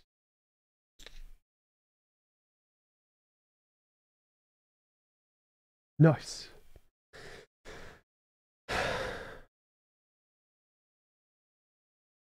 I'm not going to talk about concepts people don't believe in. That's a waste. Jin, that's all you do. Literally all you do is talk about concepts that people don't believe in. That's literally everything you do.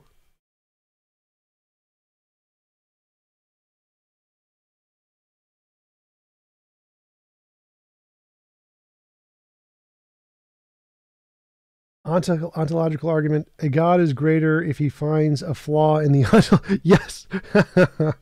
The greatest possible being is a being that can debunk the ontological argument. Therefore, the ontological argument is false. That's great. I love it. That's a good one. That's a good one. Philip T. Farias. It's a good argument.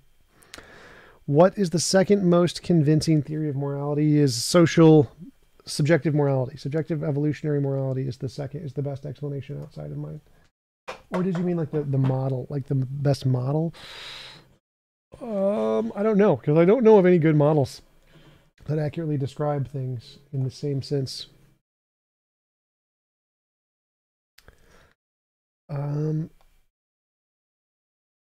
Like, it's hard to say. I mean, probably some form of consequentialism or utilitarianism, in the sense that they probably... What do you mean by evolutionary morality? Morality as a result of evolution. So just morality as understood as a result of evolution. So morality is purely subjective, kind of a thing.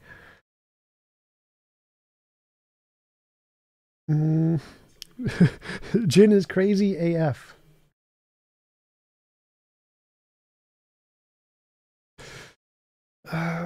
If what is moral is hedonistic and a psychopath really takes good pleasure from killing babies and is utterly miserable when he does not have their blood on his hands, is it moral to kill? No, it'd still be immoral, because the baby would be killed without his consent. So it would be moral to give him a universe where he can be under that delusion if he wants to. That, like, AIs, artificial intelligences, whatever, that would be moral. But it would never be moral to actually kill another human being, it would still be immoral.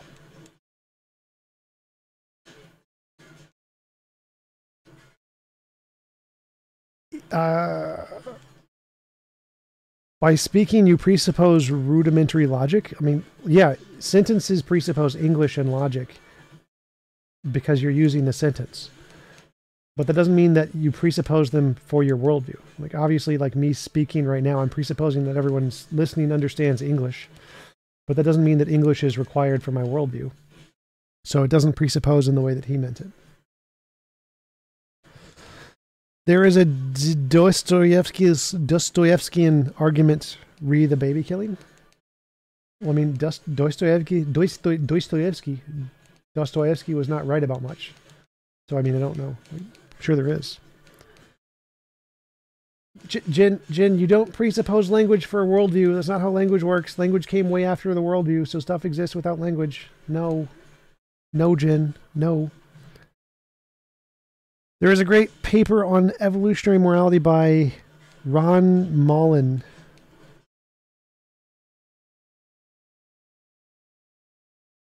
And Edward Malacry, Evolutionary Morality. Check it out.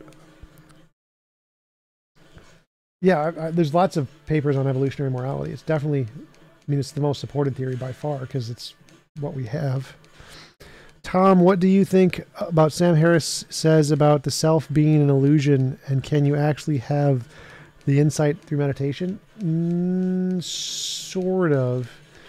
Like, obviously the self isn't an illusion. I don't agree with that, but you definitely can have that feeling from meditation. You can feel like you just blend into the background of reality and you're like connected to some greater feeling. That's definitely a psychological experience. It's not, doesn't mean the self is an illusion. It would still be a part of the self.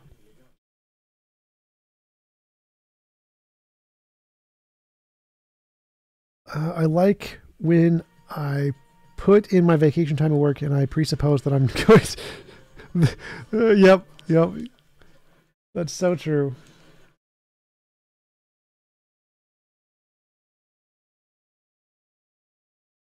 Self is constructed model, not an illusion. Sort of. I mean, I would say that the self is just your direct experience. So I wouldn't say it's a model. I'd say it's literally your direct experience.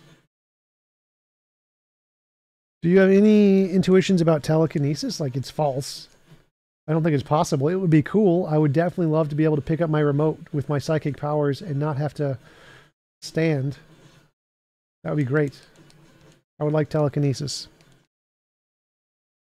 Have I played Grime? Nope, I have not played Grime. Never heard of it.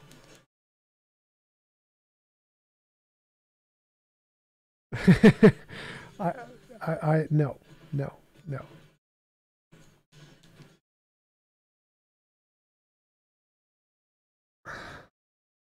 More interesting than these fake phony theists? What? What is more interesting than fake phony theists? What? Grinder? That's how I met James.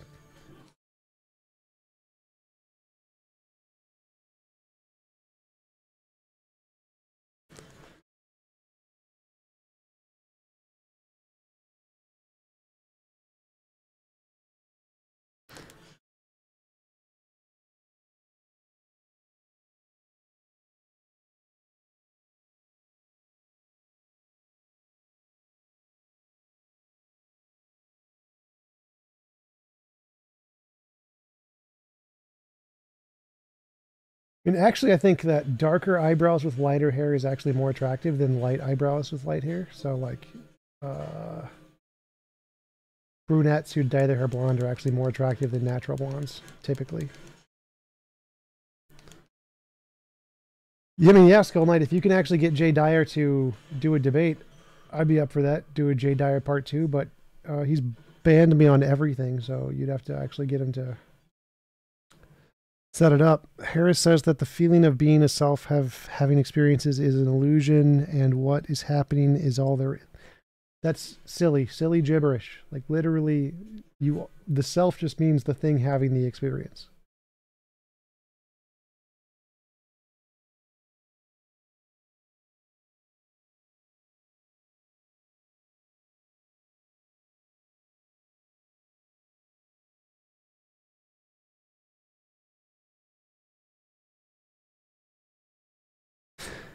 Did I just disparage natural blondes? Yes, natural blondes are not as attractive as dyed blondes. What is the thing having the experience? You are. Yeah, exactly. That's a good Elchi. What is the thing having the experience? Exactly.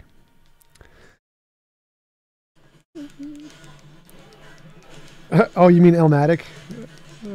Jin in the Elmatic reference. Wow.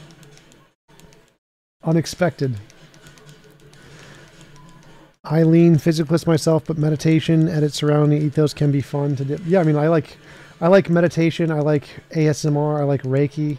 Like all those things are super relaxing, even though I think they're nonsense. They're very relaxing. You can't even prove you exist. Entropy? Exist entropy? What? Entropy.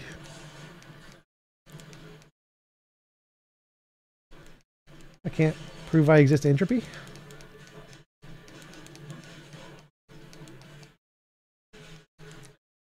My worldview does not necessitate the cogito. Does not necessitate. How does your worldview not? What worldview does not necessitate the cogito? Like what? Jin, your whole worldview is nothing but consciousness. How can your worldview not necessitate the cogito? It literally is the cogito.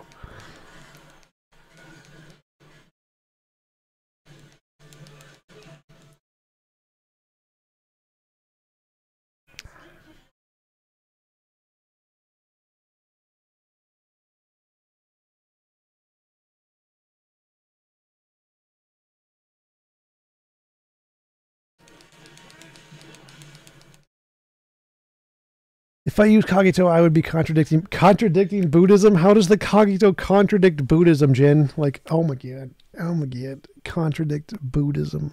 I'm gonna get the Dalai Lama to debate Jin on the cogito.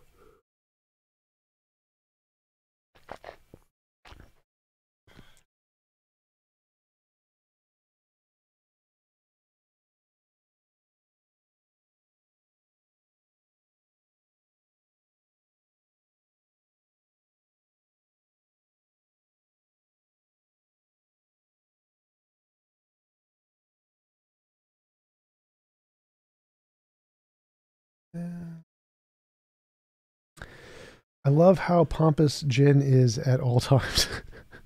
It definitely makes Jin entertaining for sure.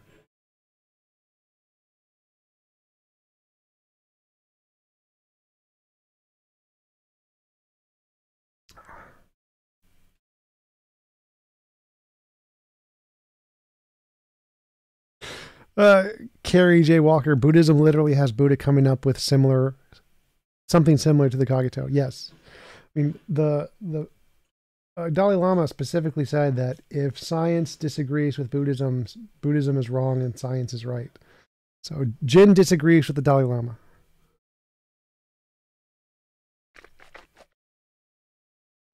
Coming soon, Buddhism light.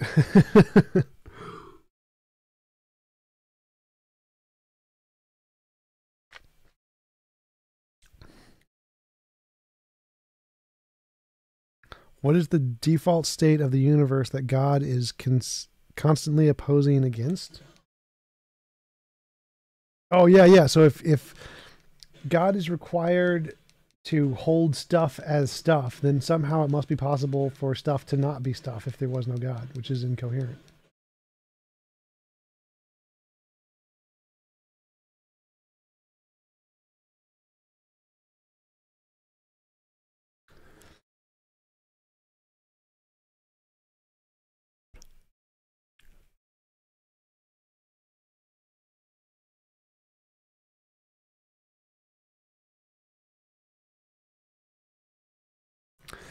I listened to a convo from a year ago between Jin and that secular Quranist lady, and it sounded like like a B award fourth throw down the hall and across from the lunchroom. Yes, genius tracks. That is an accurate description.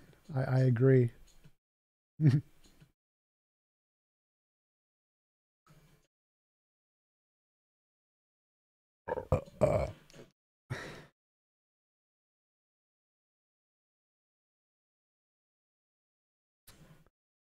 That which does not occur is nothing, or better, non-occurrence is nothing. Hmm. That which does not occur is nothing.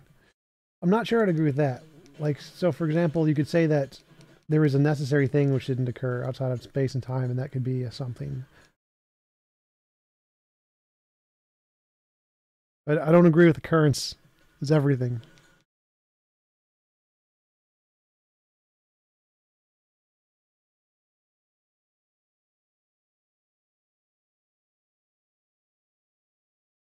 Is it rational to instantiate the root of suffering not in my worldview, maybe in yours? I don't know. I don't know what that means, Jen. The root of evil can't be in a worldview. Has to be like a thing that exists in all worldviews, or else the worldview doesn't explain everything. That which presupposes to say that which presupposes that which.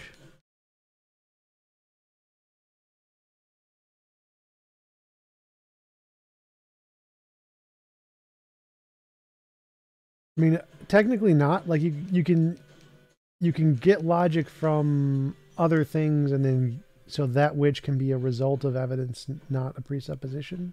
But it just has to be a really long argument.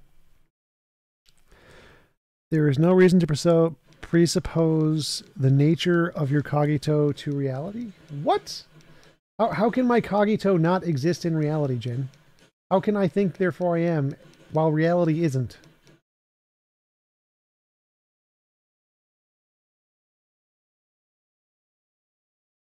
Yeah, Jin, so how can I think I exist and reality not be the case? Not reality not be reality. How is that possible, Jin? Evil has new roots. It's all about, it rolls about like tumbleweed.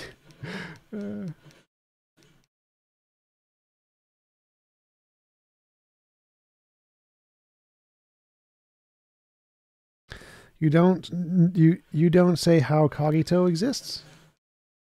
What? The cogito doesn't need to, you don't need to say how it exists, Jin. That's not the point. The point is that it does exist. How it exists doesn't matter. It doesn't matter how you came to exist. It's not the point of the argument.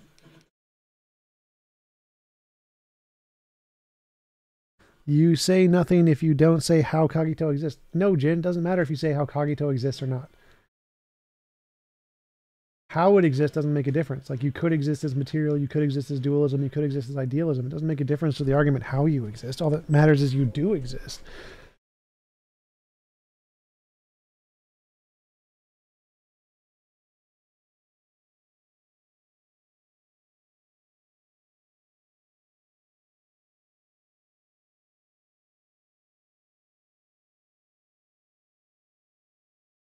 Invite Jin in? No. No. I'm not emotionally prepared for a debate with Jin right now. I'm only going to go for another like 20 minutes.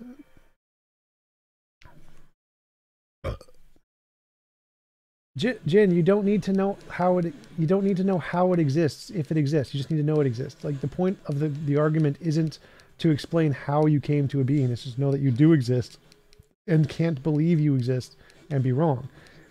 Which applies to that truth applies to all possible ways of how it could come to existence.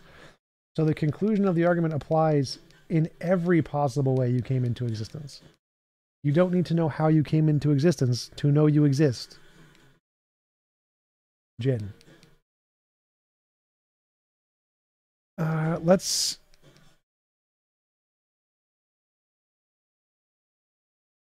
go have a conversation with Quantum and Nomadic. That'll be entertaining. And Claire at the same time. You can't doubt you exist because the doubt itself proves that you do.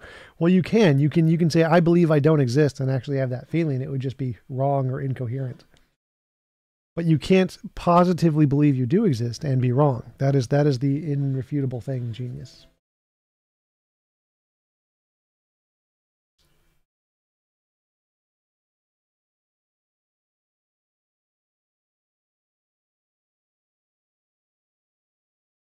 No, Elchi, no.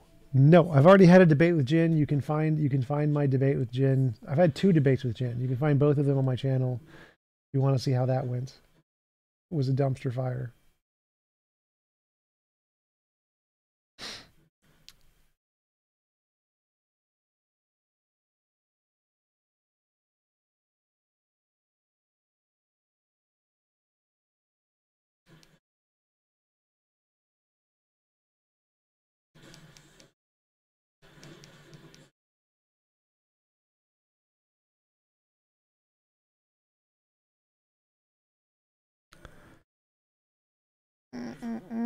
What am I playing? This is Hades. Hades is the name of this game.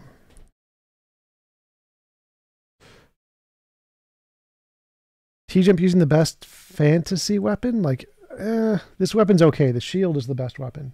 I mean, the shield's really good, the gun is really good, and the bow are really good. The bow with the triple explosive shot is just crazy.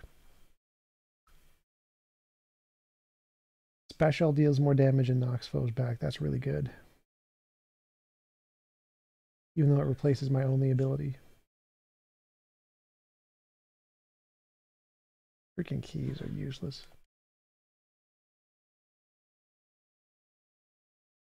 TJump in all fantasy settings, punching and kicking monsters is best. Clearly lies. Have you never played Final Fantasy?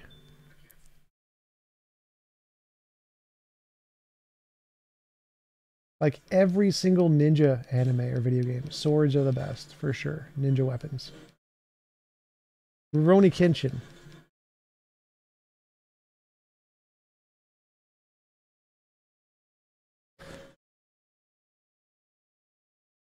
Monks were like a terrible class in Final Fantasy. Final Fantasy was all about the swords. Use the big long katana that the bad guy had. That was the best weapon in the game.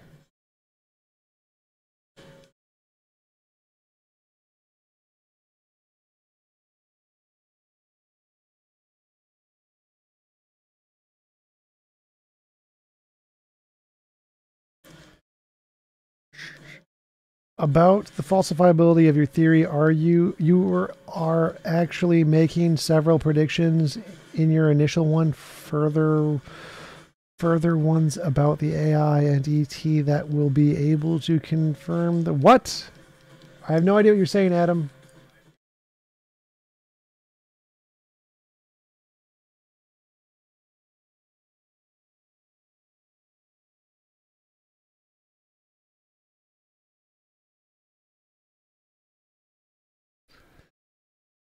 You look like James Rolfe. I think I've heard that before. I have no idea what that is. In Final Fantasy 1, no. Final Fantasy monks are lame. Lame monks, lame.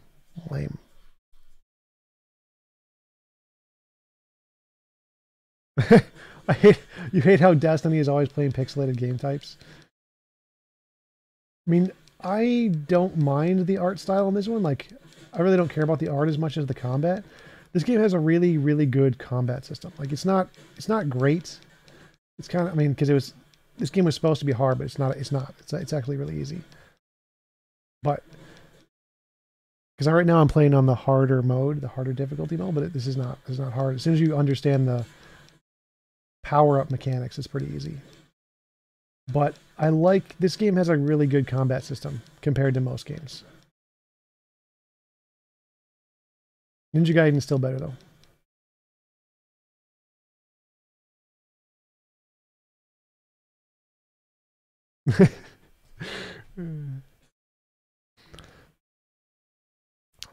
See you, Robib.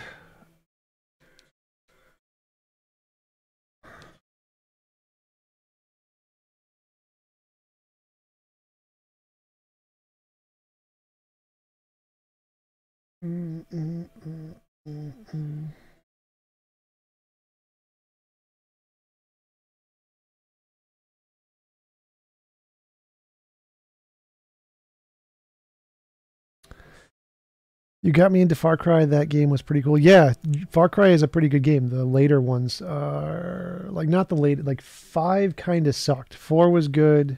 3 was, I think 4 was the best. Either 4 or 3. 4 and 3 are both really good.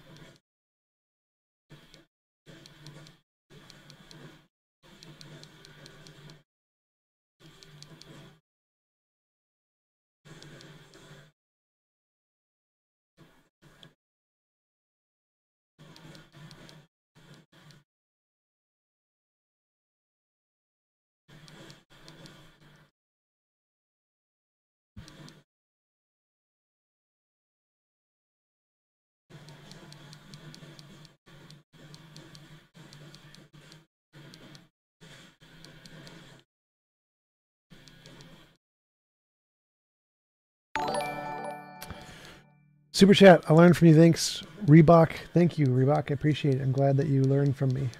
I'm glad that I can help you with your philosophical journeys. I'd actually like to make a religion. I'd like to make the religion of atheism. Get like a nonprofit going. Get a church of debate. Church. The objective morality of my best possible world model. I think that actually be really cool. Like start a religion of atheism.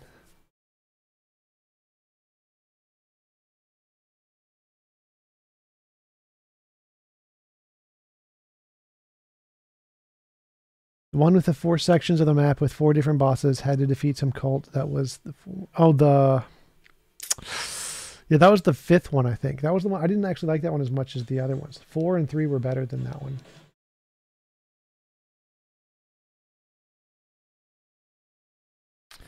Worship the great Athesimo. Worship the chair. The chair is the god. The chair is the only true god.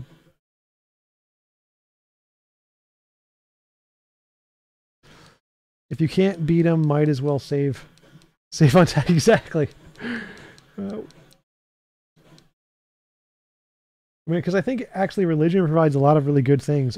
In addition to the tax benefits, tax breaks, like you don't have to pay housing taxes, which is phenomenal. Like, holy shit, you don't have to pay housing taxes. Like that's like $1,000 a month you save. That's crazy. But I think the community thing and the centralized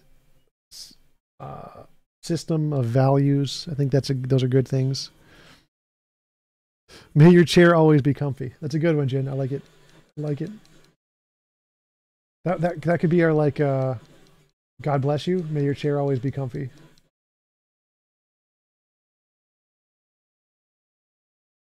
Sing songs poorly as a crowd. Yep. That is a good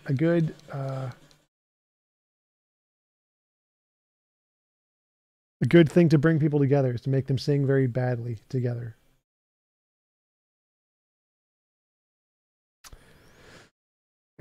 Jen, it's a religion now. It will be. I'm going to make it a religion. It's going to conquer the world.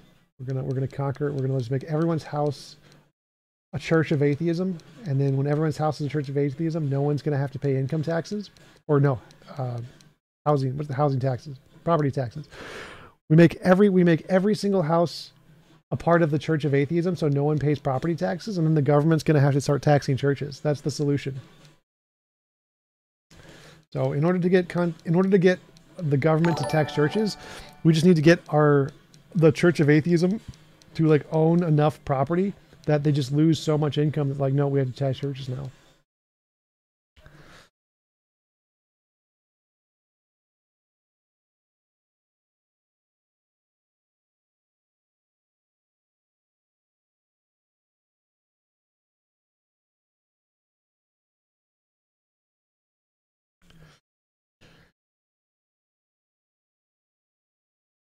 I am a charismatic atheist, so the hierarchy thing in the religion is not going to work. Like, there isn't really going to be. I mean, I guess the hierarchy would be me. I am the hierarchy. Mahaha, mahaha.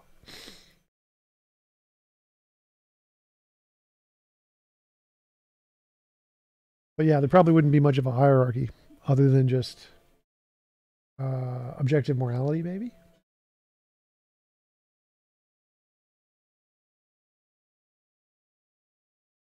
I mean, I guess the objective morality would be the hierarchy is like to value all lives. And that's about it. More like Buddhism, so there's not really a hierarchy.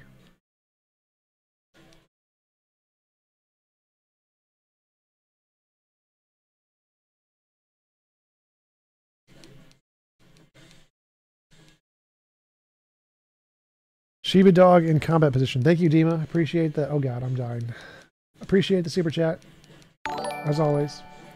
Long-time supporter.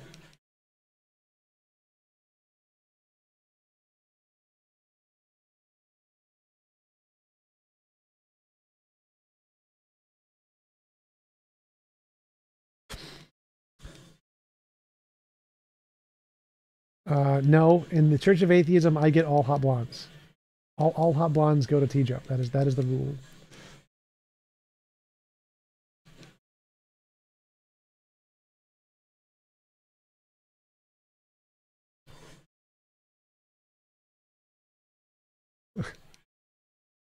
No, the objective morality is definitely going to be my best of all possible worlds. Like that's going to be the objective morality for the Church of Atheism.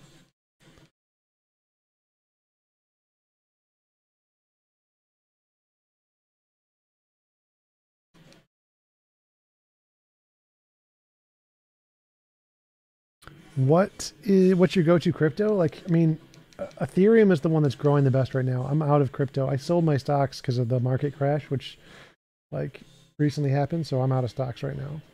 But I would say probably Ethereum right now.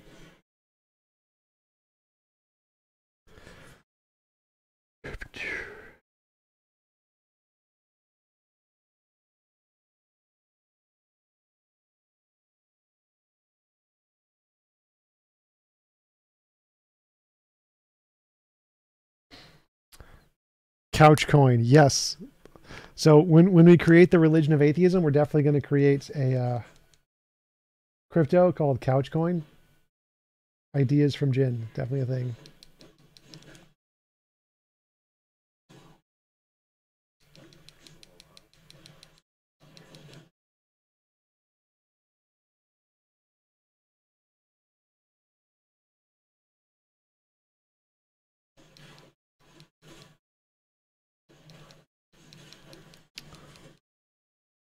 TJump NFTs. NFTs are so silly. Like we're going to create a digital signature to some event. Like let's create it like video games, beating a video game, a video game speed run NFT. Like wow. Saint Jen. Yep, we're going to make Saint Jen. Saint Jen is going to be a thing. Probably need a better name than Saints though.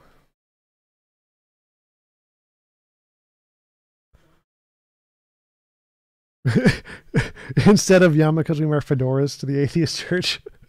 That's a good one. Yes, fedoras.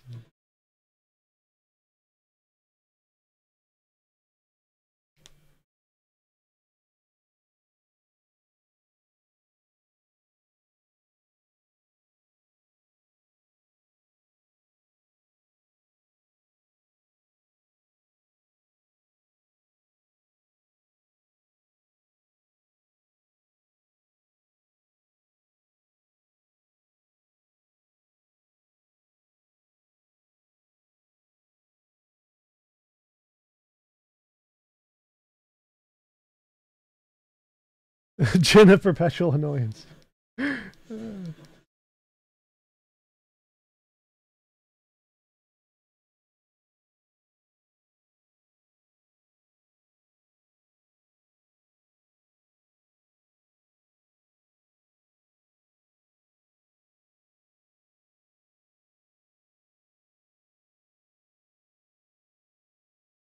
I founded a church based on heavy metal. Let me know if you want some tips. Yes, definitely.